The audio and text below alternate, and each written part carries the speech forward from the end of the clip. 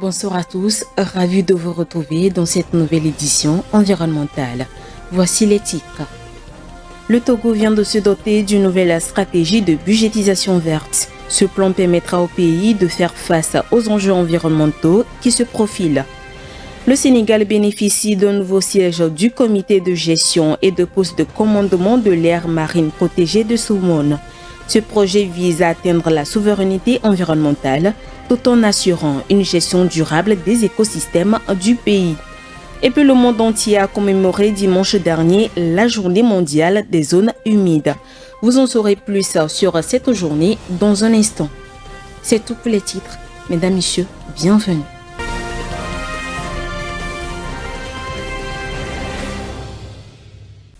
Les membres du comité international ambassadrice de l'environnement ont organisé une activité de salubrité publique samedi dernier dans les artères du quartier d'Agbalpédo.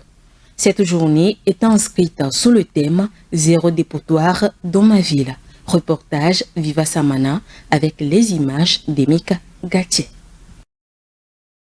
Ils ont répondu à l'invitation du Comité international ambassadrice de l'environnement Vision Planète Verte et de son porte-flambeau pour assainir leur quartier. Enfants, jeunes et moins jeunes, ces riverains du quartier Agbalpédo, situé dans la commune du Golfe 5 à Lomé, la capitale du Togo, ont passé la matinée du 1er février 2025 à débarrasser leur environnement de toute ordure encombrant les artères de leur ville. Nous savons aujourd'hui que l'insalubrité ou la prolifération des déchets plastiques non biodégradables est un problème majeur pour l'environnement togolais.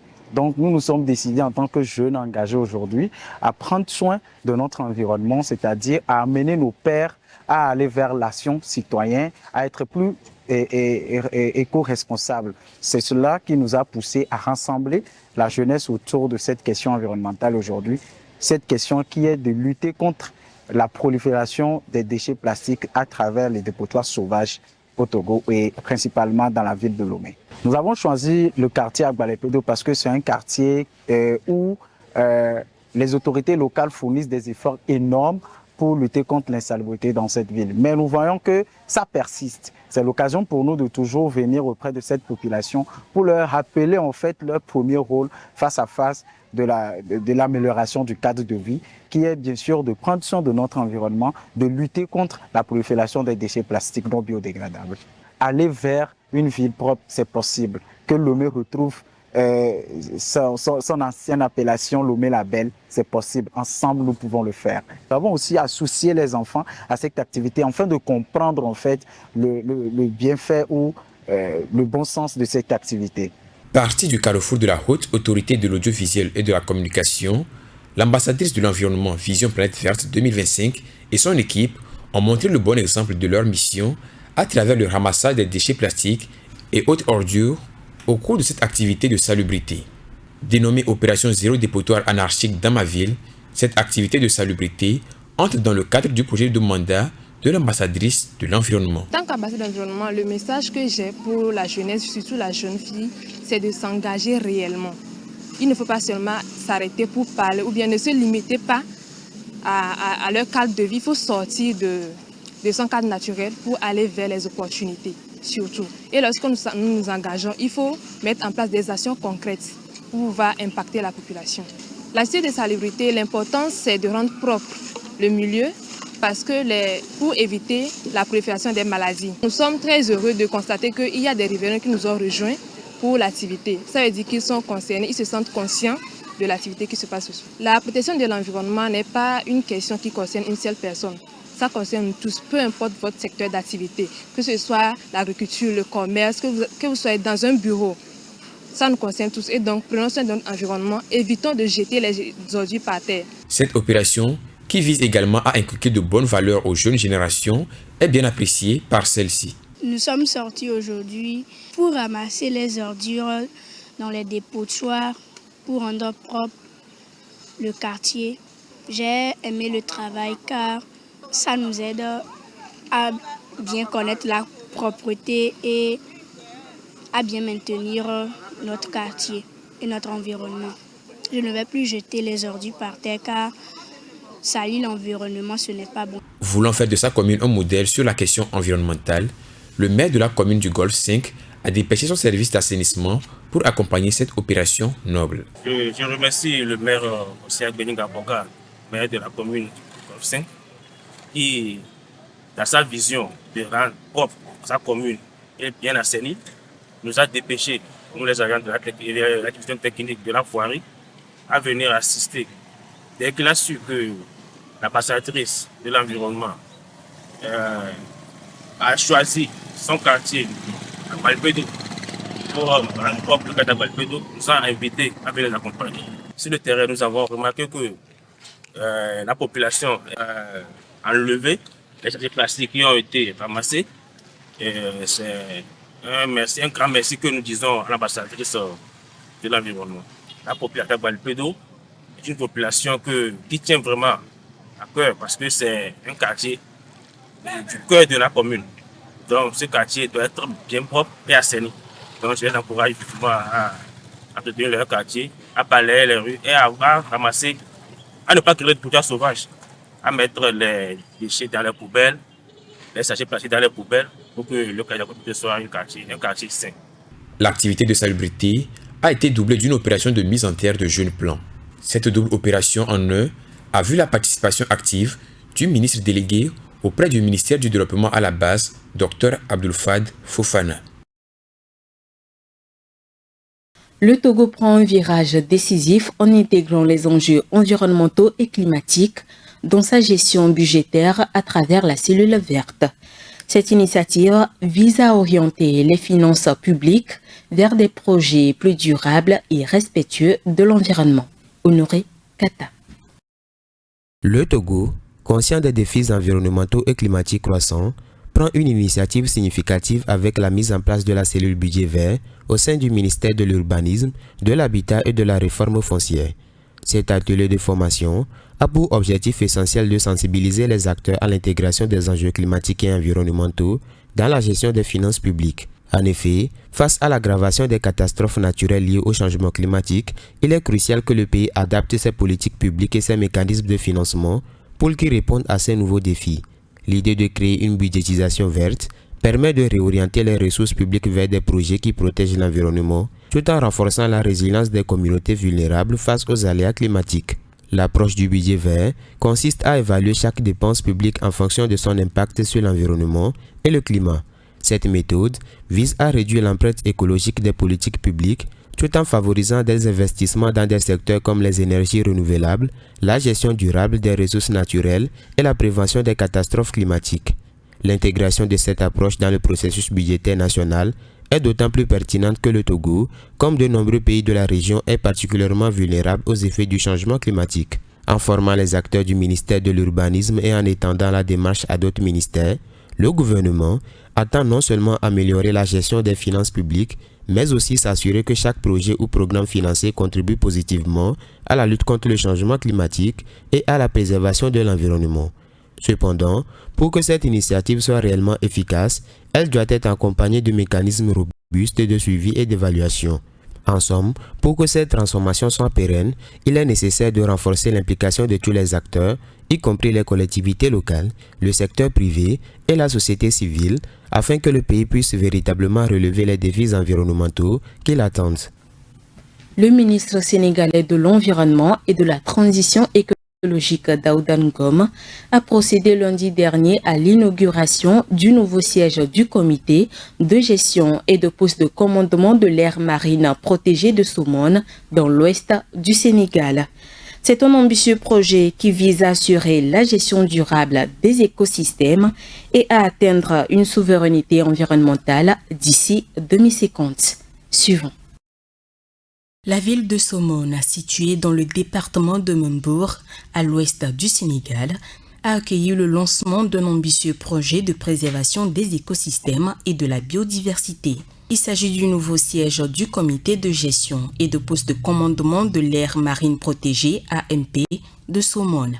Lors de cet événement, Daouda Ngom, ministre sénégalais de l'Environnement et de la Transition écologique, a souligné l'importance capitale de cette cérémonie dans le cadre de la vision Sénégal 2050 qui vise à atteindre une souveraineté environnementale tout en assurant une gestion durable des écosystèmes et de la biodiversité. Le ministre a rappelé que le Sénégal se positionne aujourd'hui comme un leader mondial dans la gestion des aires marines protégées avec la création des 15 AMP depuis 2004. Ce leadership dans la préservation de la biodiversité marine permet au pays de s'affirmer sur la scène internationale, notamment avec l'honneur d'accueillir le Congrès mondial des aires marines protégées en 2027. Il a précisé que les AMP poursuivent deux objectifs fondamentaux, la conservation de la biodiversité dans toutes ses dimensions et la génération de revenus pour les communautés locales grâce à un tourisme durable et des initiatives économiques respectueuses de l'environnement. Ce modèle de gestion contribue ainsi à la protection de la faune et de la flore marine tout en apportant un soutien direct à l'économie des zones côtières. Dans le cadre de la politique environnementale du Sénégal, le ministre a rappelé l'objectif national de protéger 30% de son territoire terrestre, marin et côtier d'ici 2050, afin de répondre aux défis environnementaux mondiaux et d'assurer un avenir durable pour les générations à venir. En France, une nouvelle enquête menée par les associations UFCQ Choisir et Génération Future alerte sur la pollution de l'eau dans les robinets. Il s'agit de l'acide trifluoroacétique, un polluant éternel très compliqué à retirer de l'eau. Les détails avec Léonce Sabo. L'Union fédérale des consommateurs d'Europe occidentale, l'UFC-Que Choisir, et l'association Génération Future ont dévoilé la semaine dernière une étude critique sur la présence massive des polluants éternels PFAS dans l'eau du robinet. Sur l'eau de 30 communes testées, les polluants massifs de celles de 20 communes dépassent la norme de référence en Europe, à savoir 100 nanogrammes par litre pour les 20 polluants réglementés. Ces polluants éternels sont quasi indestructibles. Ils contiennent plus de 4700 molécules et s'accumulent avec le temps dans l'air, le sol, les rivières et arrivent ensuite au corps humain. En cas d'exposition sur une longue durée, elles peuvent agir sur la fertilité ou favoriser certains cancers d'après les premières études.